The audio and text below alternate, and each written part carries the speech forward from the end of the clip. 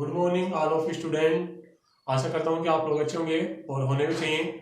हमारी YouTube online class में आप लोगों का स्वागत है। आज का टॉपिक है कोशिका, जिसे इंग्लिश में कहते हैं सेल। देखो कोशिका क्या होती है। प्रत्येक सजीव की संरचनात्मक एवं क्रियात्मक इकाई को कोशिका कहा जाता है। ध्यान देंगे इसकी परिभाषा की ओर।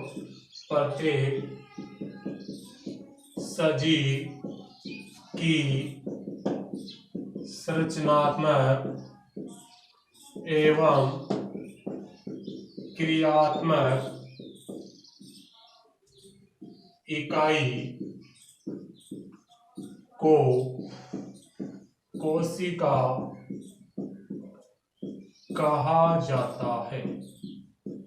कहा जाता है।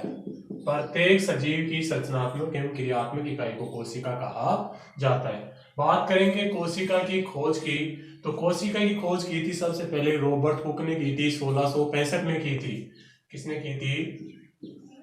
खोज हुई थी इसकी रॉबर्ट हुक ने की थी और वो की थी 1665 में। खोज किया था इसकी रॉबर्ट हुक ने की थी, 1665 में की थी। और ये जो रॉबर्ट हुक के द्वारा खोजी गई थी कोशिका, वो कोशिका मृत कोशिका थी। कैसी कोशिका थी ये? मृत कोशिका। कैसी कोशिका थी? मृत कोशिका थी, जिसे कोर के समान एक मधुमक्खी के छत्ते में इसको देखा गया था सबसे पहले। तो जीवित मृत कोशिका की खोज रॉबर्ट हुक ने की थी। तो सबसे पहले जीवित कोशिका की खोज किसने की थी, ये बात हमारे पास आती है। तो देखेंगे सबसे पहले जीवित कोशिका की खोज, सबसे पहले जीवित कोशिका की खोज की थी ल्यूवेनहॉक ने। किसने की थी? ल्यूवेनहॉक ने की थी। ध्यान देंगे, ल्यूवेनहॉक 1674 में सबसे पहले जीवित कोशिका खोज की थी ल्यूवेनहॉक ने की थी 1674 में। और इसको जो प्राप्त किया था, यानी कि देखा गया था सबसे पहले दांतों की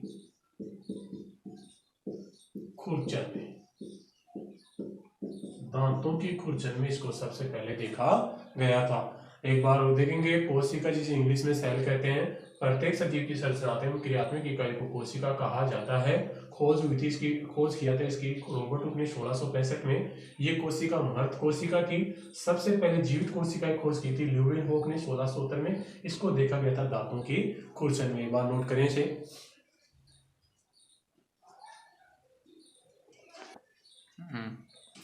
आगे टॉपिक है कोशिका जीवों का वर्गीकरण। जीवों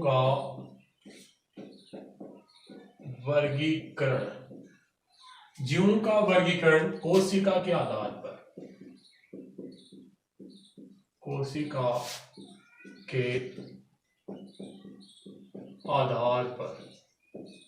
देखो जीवों का वर्गीकरण पढ़ेंगे कोशिका के आधार पर, यानी कि कोशिका को आधार मानते हुए जीवों को दो भागों में बांटा गया है। एक जीव तो होते हैं कोशिकीय जीव, एक तो होते हैं कोशिकीय जीव, दूसरे होते हैं अकोशिकीय जीव।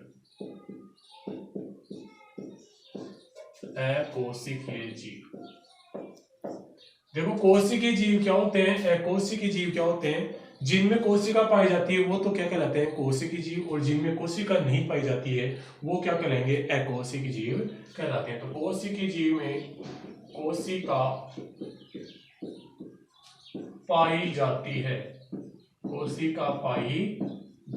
ऐसे जीव जिनमें कोशिका पाई जाती है, क्या पाई जाती है? कोशिका पाई जाती है, कोशिकीय जीव। जैसे उदाहरण हुआ इसका विषाणु। क्या हुआ? विषाणु। अकोशिकीय की बात करें तो ऐसे जीव जिनमें कोशिका नहीं पाई जाती है, कोशिका नहीं पाई जाती है। एग्जाम्पल किसकी बात करें तो देखो मानव, सॉरी, कोशिका पाई जाती है वो तो हो जाएंगे मानव, एग्जाम्पल देखेंगे इसके, मानव, हाथी, अमीबा आदि। और इनका एग्जाम्पल जिनमें कोशिका नहीं पाई जाती है वो हो जाएगा विषाणु। क्या हो जाएगा? विषाणु। तो ये जीवों का वर्गीकरण हो गया। 2 प्रकार के जीव होते हैं, तो कोशिकीय जीव और एक अकोशिकीय जीव। जिनमें कोशिका पाई जाती है वो तो क्या कहलाएंगे? कोशिकीय, जैसे मानव, हाथी, अमीबा आदि, ये सब तो क्या कहलाएंगे? कोशिकीय जीव कहलाएंगे। और जिनमें कोशिका नहीं पाई जाती वो अकोशिकीय जीव कहलाएंगे, जैसे विषाणु। आगे बात करें तो जो कोशिका के अंदर पदार्थ पाए जाते हैं, जो द्रव पाया जाता है, उसको क्या बोला जाता है? देखो ध्यान देंगे, कोशिका में पाए जाने वाले पदार्थ, कोशिका में पाए जाने वाले पदार्थ को जीव द्रव्य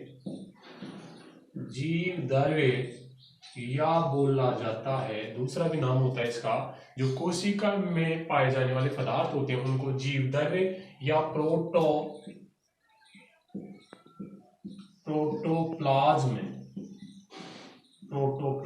कहा जाता है। जो कोशिका में पाए जाने वाले पदार्थ होते हैं उनको जीव द्रव्य या प्रोटोप्लाज्म कहा जाता है। तो अब देखेंगे कि भाई जो कोशिका के अंदर पाए जाने वाले पदार्थ होता है उसको जीव द्रव्य होता है। तो इस जीव द्रव्य या प्रोटोप्लाज्म की खोज किसने की थी? तो इसकी जो खोज हुई थी, जीव द्रव्य की खोज, जीव द्रव्य की खोज हुई थी। किसने की थी? J.E. परकिंजे। किसने की थी? J.E. परकिंजे ने। जीव द्रव्य या प्रोटोप्लाज्म की खोज किसने की थी? J.E. परकिंजे ने की थी। एक बार इसे भी नोट कर लें। आगे देखते हैं क्या है। आगे आता है हमारा टॉपिक, आ गया है कोशिका सिद्धांत। अगला टॉपिक है कोशिका सिद्धांत। देखो, जो कोशिका का सिद्धांत था वो किसने दिया था? कोशिका का सिद्धांत दिया था 2 वैज्ञानिक थे। एक तो था स्लाइडेन और दूसरा था सवान नामक वैज्ञानिक। इन दोनों ने दिया था, एक तो स्लाइडेन एक सवान ने कोशिका का सिद्धांत दिया था 1838 एवं 39 का जो समय था इसमें इसको दिया गया था। कोशिका सिद्धांत दिया था स्लाइडेन एवं सवान ने दिया था 1838 और 39 के समय में दिया गया था। अब देखेंगे भाई जो कोशिका का सिद्धांत है उसमें क्या बताया गया है। तो कोशिका के सिद्धांत में बताया गया है, पहला पॉइंट तो ये बताया गया है कि कोशिका जीवन की मूल इकाई होती है। कोशिका जीवन की मूल इकाई होती है। कोशिका जीवन की मूल इकाई, पहला पॉइंट कोशिका सिद्धांत में यही बताया गया है कि कोशिका जीवन की मूल इकाई होती है। दूसरा पॉइंट ये बताया गया है कि सभी सजीवों एवं पादपों में कोशिका पाई जाती है। सभी सजीवों एवं पादपों में कोशिका पाई जाती है। तीसरी बात ये बताई गई है कि शरीर में उपापचय क्रियाएं भी कोशिका के द्वारा ही होती हैं।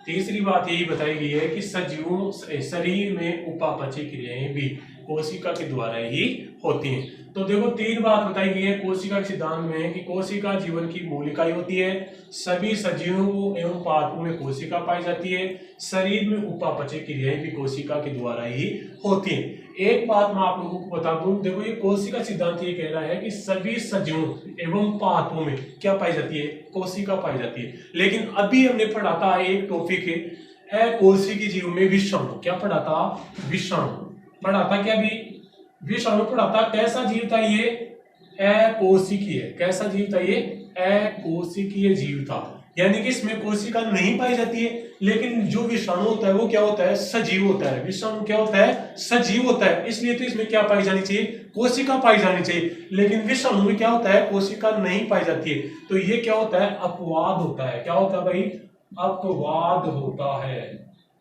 अपवाद होता है। तो कोशिका सिद्धांत का अपवाद अगर आपको पूछे, कोशिका सिद्धांत का अपवाद क्या होता है, विषाणु होता है। क्या होता है, विषाणु। तो कोशिका सिद्धांत सर एडेनियम समान ने 1838 और 39 में दिया था। इसमें बताया गया है कि कोशिका जीवन की मूल इकाई होती है, सभी सजीवों और पादपों में कोशिका पाई जाती है, शरीर में उपापचय क्रियाएं भी कोशिकाओं के द्वारा ही होती है। देखो जो कोशिकी जीव अभी पढ़ाया था विषाणु, लेकिन ये कैसा जीव होता है, सजीव होता है। कैसा होता है, सजीव होता है, लेकिन इसमें कोशिका नहीं पाई जाती है। तो ये कोशिका सिद्धांत का क्या हो जाएगा, अपवाद कहलाएगा। एक बार इसे नोट कर लें आप। अगला टॉपिक आता है कोशिका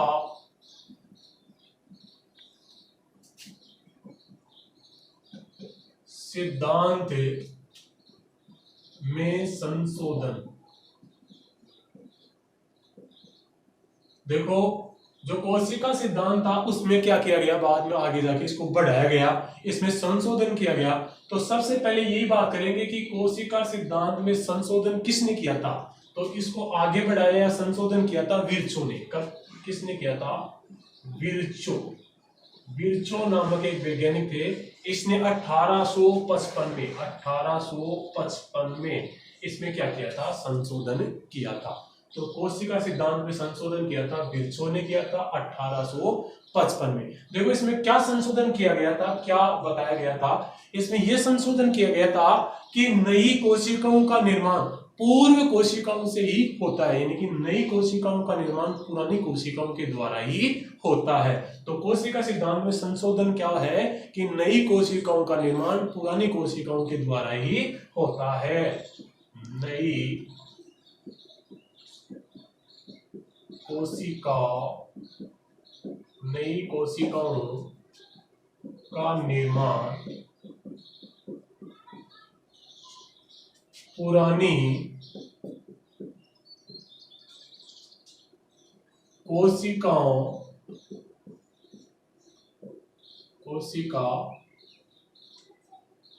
से ही होता है। नई कोशिकाओं का निर्माण पुरानी कोशिकाओं से ही होता है। तो कोशिका सिद्धांत में संशोधन में यही बताया गया है कि नई कोशिकाओं का निर्माण पुरानी कोशिकाओं से होता है। और ये संशोधन किया था विर्चो ने, किया था 1855 में। जो विर्चो था ये जापानी वैज्ञानिक थे। कैसे वैज्ञानिक थे, जापानी वैज्ञानिक थे। एक बार आप इसे भी नोट कर लें। अगला टॉपिक है कोशिका की उपस्थिति। कोशिका की उपस्थिति पर जीवों का वर्गीकरण।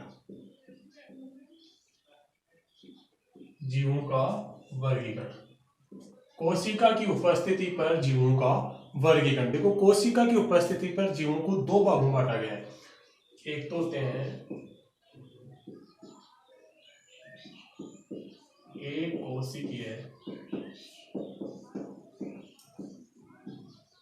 एक कोशिकीय जीव। एक तो होते हैं एक कोशिकीय जीव और दूसरे होते हैं बहुकोशिकीय जीव। बहुकोशिकीय जीव। एक तो होते हैं एककोशिकीय जीव और दूसरे होते हैं बहुकोशिकीय जीव। ध्यान देंगे, एककोशिकीय जीव तो क्या होते हैं, बहुकोशिकीय जीव क्या होते हैं। एक कोशिकीय जीव तो होते हैं जिनमें एक ही कोशिका पाई जाती है। कितनी कोशिका पाई जाए, एक ही कोशिका पाई जाए तो उसको तो कहेंगे एक कोशिकीय जीव। और जिनमें एक से ज्यादा क्या पाई जाए, कोशिका पाई जाए, तो उनको क्या बोलेंगे, बहुकोशिकीय जीव बोलेंगे। देखो, एक कोशिका पाई जाती है, एक कोशिका पाई जाती है, तो ऐसे जीवों को क्या बोलेंगे, एक कोशिकीय जीव बोलेंगे। जैसे एग्जांपल की बात करें, ईस्ट, अमीबा,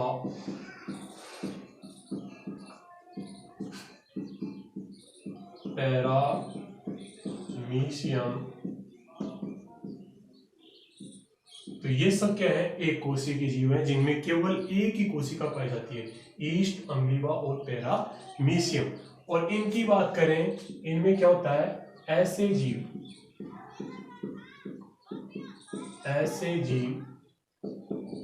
जिनमें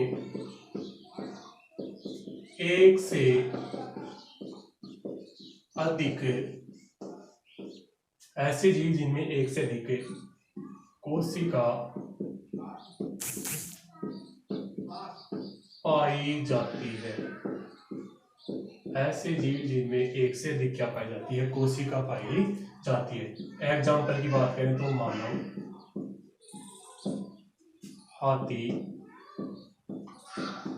पादप, ये सब क्या है भाई, बहुकोशिकीय जीव होते हैं। तो एक कोशिकीय जीव तो क्या होते हैं, जिनमें एक कोशिका पाई जाती है, जैसे ईस्ट, अमीबा, पैरामीशिया। और बहुकोशिकीय जीव क्या होते हैं, ऐसे जीव जिनमें एक से अधिक कोशिका पाई जाती है, जैसे मानव, हाथी, पादप। आशा करता हूं कि आज का पढ़ाया हुआ आपको पसंद आया होगा। इसका जो अगला पार्ट है वो अगले वीडियो में आपको मिलेगा। तब तक के लिए धन्यवाद।